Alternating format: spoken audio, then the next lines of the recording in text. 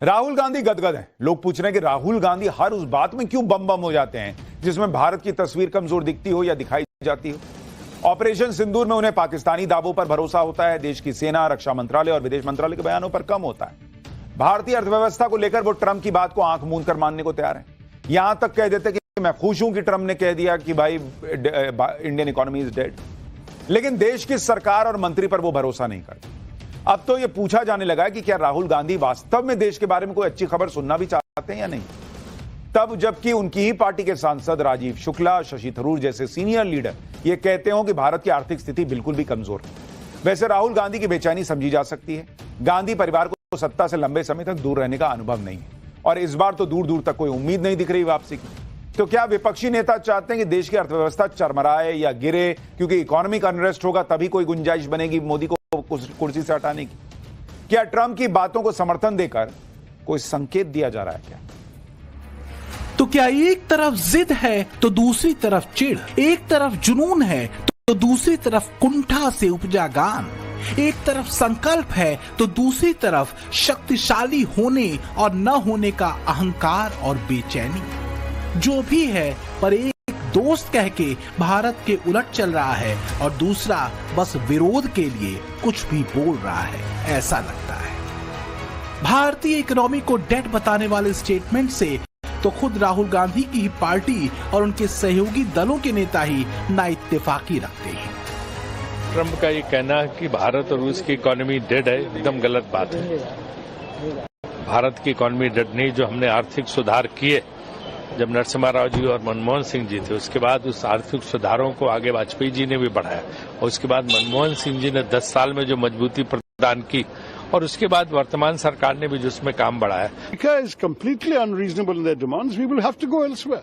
I mean, that is the strength of India. No, we are not a totally export-dependent economy like, say, China is. We have a good, strong domestic market also.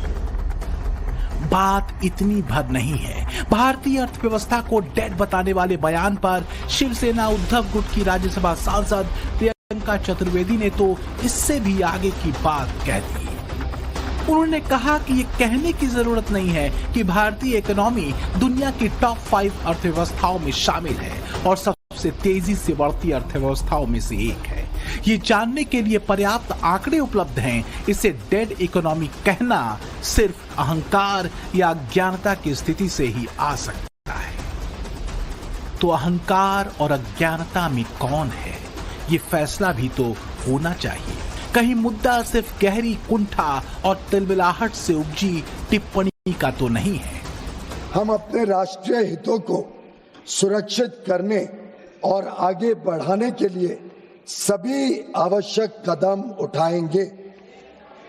मात्र 1 दशक से भी कम समय में Bharat fragile 5 अर्थव्यवस्थाओं में से निकलकर दुनिया की सबसे तेजी से बढ़ती प्रमुख अर्थव्यवस्था बन गया है।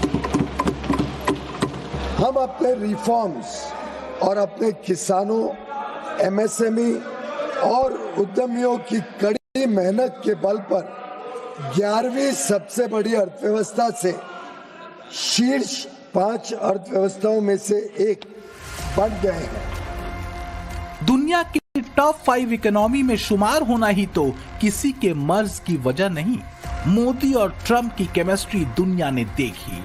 अब क्या ये केमिस्ट्री गड़बड़ा चुकी है? क्या दोनों का राष्ट्रवाद और राष्ट्रहित आपस में टकरा रहा है? मुद्दा किसी एक के पीछे न हटने का है। अगर ट्रंप अड़े हैं कि वो अपनी शर्तों पर भारत से ट्रेड करेंगे, तो मोदी भी अड़े हैं कि वो राष्ट्रहित से समझौता नहीं करेंगे। अगर अमेरिका अपने हितों को लेकर संकल्पित है, तो भारत भी अपने हितों की अनदेखी किसी भी कीमत पर नहीं कर सकता। आज जब हम आर्थिक प्रगति की बात कर रहे हैं, तो मैं आपका ध्यान वैश्विक हालातों पर भी ले जाना चाहता हूं।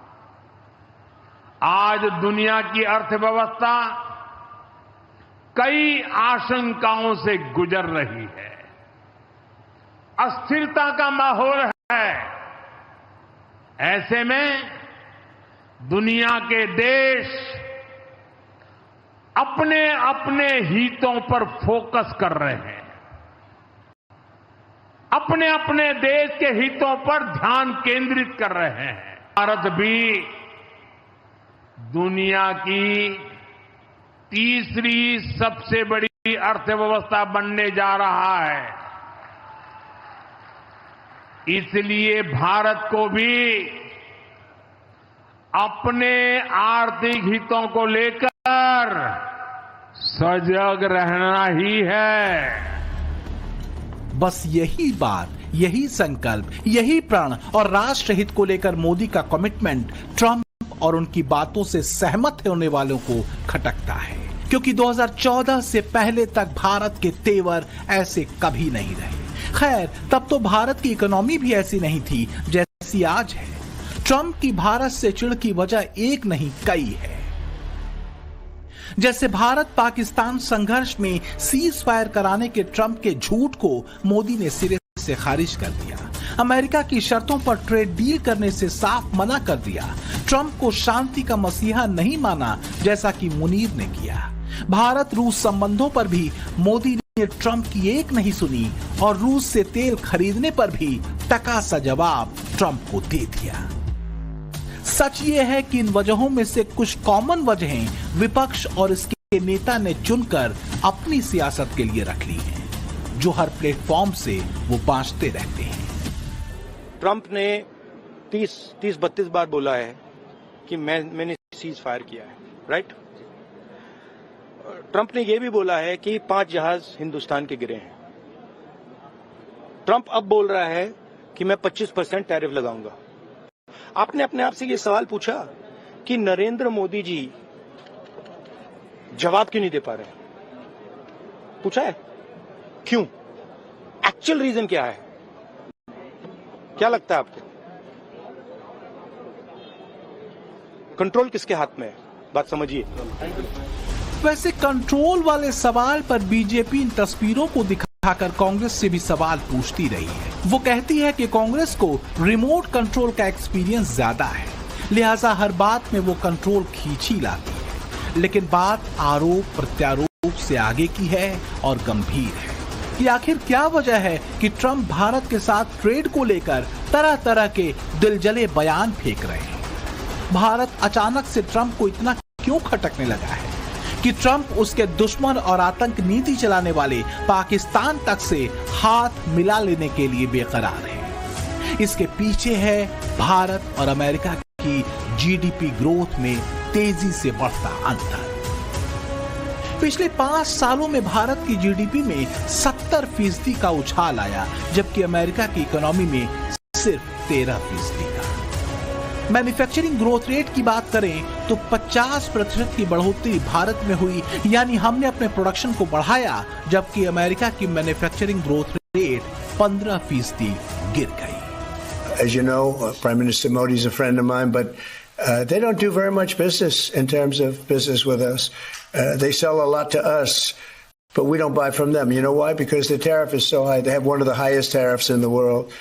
Now they're willing to cut it very substantially, but we'll see what happens. We're talking to India now. We'll see what happens.